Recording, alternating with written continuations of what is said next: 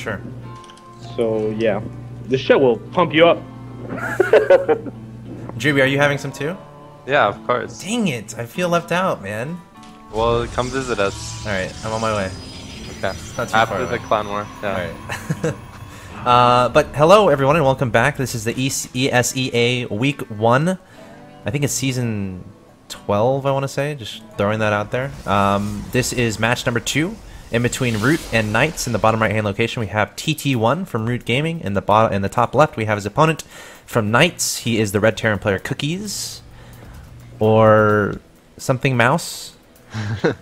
I can't remember the name right now. But apparently he's pretty good, so we'll see what happens. Origami Mouse. Origami Mouse. Origami Mouse.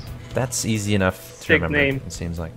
I told TT1 to do a certain strategy. I don't know if y'all saw that. Yeah. What are the chances he does it? I really hope he doesn't. What was the build that you I told said him to do a cannon rush into expand at his opponent's natural.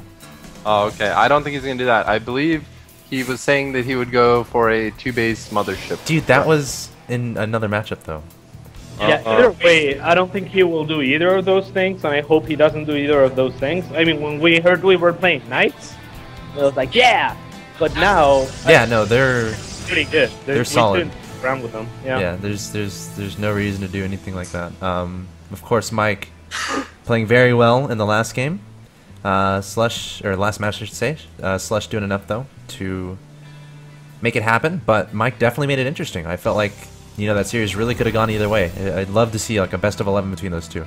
Anyway, though, TT1 versus Cookies. Again, we don't know too much about Cookies, but TT1 is definitely not going to leave his guard down. He's opening up Cookies is with a gas and a reactor. So is this going to be reactor? Actually adding on a second Rax. Oh, okay. So he's just doing a standard 2-Rax push, I believe. Now TT1 doesn't know this. All he's seen is a Marine. Yeah. But is the build he's doing safe against what Can you Cookies mod is going to Satanar? Satanar? Huh? What? Can you mod that Satanar? Oh, I only have one monitor, so I can't do it while I'm in game, unfortunately. Fine. But tell me afterwards, and I will. I'll be happy to. Yeah. Okay, so the problem with this for TT1 is that he doesn't know if it's a 2-Rax or a 1-1-1 or a Cloak Banshee or what. So he has to decide where to use his Chrono Boost properly. If he tries to tech too fast, you know, fearing a Cloak Banshee or something, then he could be in trouble. This looks like a fast Marine tank push, kind of like the Massa build on Ohana, I'd say. But TT1 did see that there was no fast expand, right? He saw that there was. Oh no, he didn't see anything. He hasn't put, like, all he saw was a Marine, but I think this probe is going to see, alright, is there a bunker?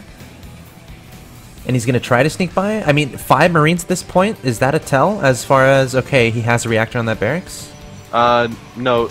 Let's see, he has 2 Zealots out. I think he's going to do 2 Zealots, 2 Stalkers, I would imagine. I go 1-Rax expand every game, and I would have 5 Marines right now. This is about the timing when the Zealot and the Stalker would come, and usually I have 5 Marines, and it comes down to micro to see who comes out ahead on that exchange.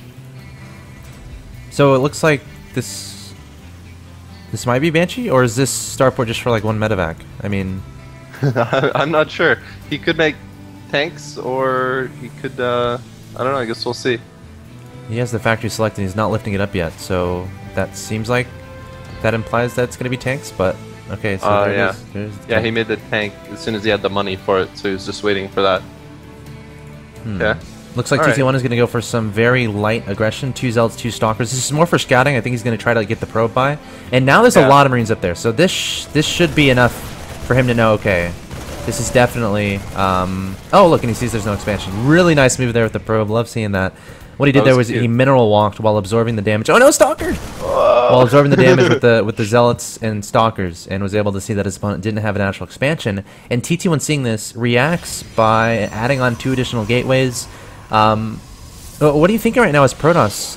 What does the Protoss need to do here? Like, when do you start cutting probes? What kind of unit composition do you need to be going for upon seeing your opponent doesn't really have a natural expansion? Yeah, well, let's look at the worker count. It's 36 against 22, so I'd say cutting probes now would be an excellent choice. He is continuing to make probes, though. Hopefully he doesn't make too many.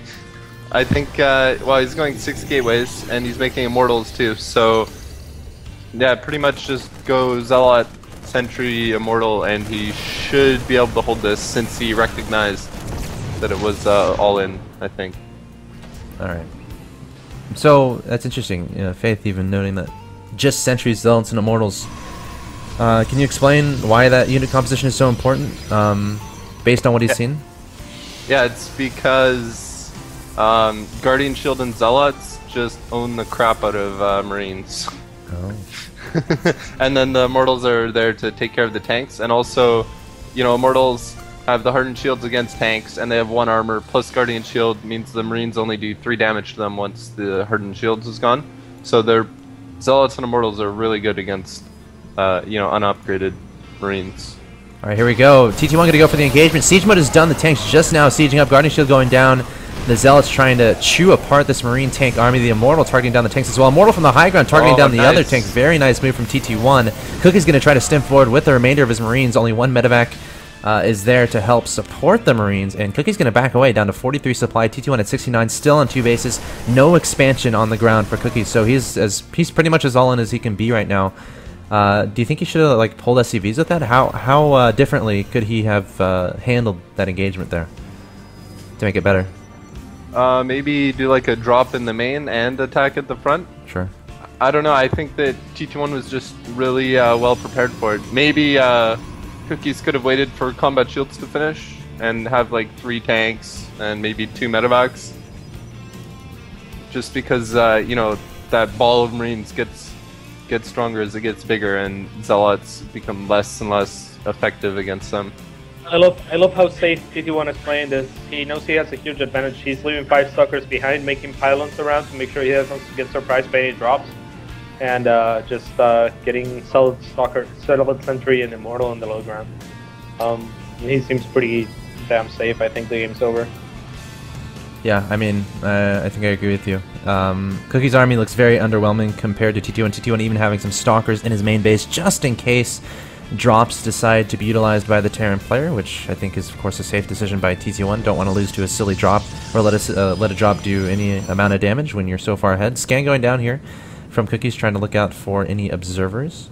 And, you know, it comes down to TT1's on 2 bases. Like, the longer this game goes along, the further ahead he's going to get, because Cookies is only on 1 base, his economy isn't as good. TT1 just has to continue with the unit production and not, like, just walk his army into a bunch of units from his opponent.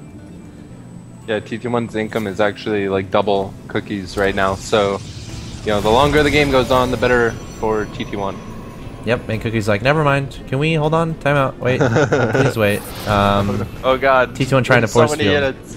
Yeah. And Cookie's like, okay, what do we do from here? Hey, I'm playing after this. I asked Vive to jump in to replace me on the ZVZ. Okay, cool. That should be fun. Cookie's coming forward once again. The force field's going down. The tank sieging up the Immortals, trying to get up close to target fire down those tanks. And TT1's going to absolutely melt Cookies. And there's the GG. So TT1 taking game 1 of this best of 3. This is match number 2 of Root versus Knights. First to 3 wins. TT1 look good there. We'll have to see how Knights changes it up next game. Of course, my name is Axeltoss, joined by CatZ and Drewbie. Drewbie with the CatZ with the Mario voices. I think that's what that is. It's a me, Mario. Wow. It's a me, Luigi. I'm a Luigi. I'm the number 1. It's a me,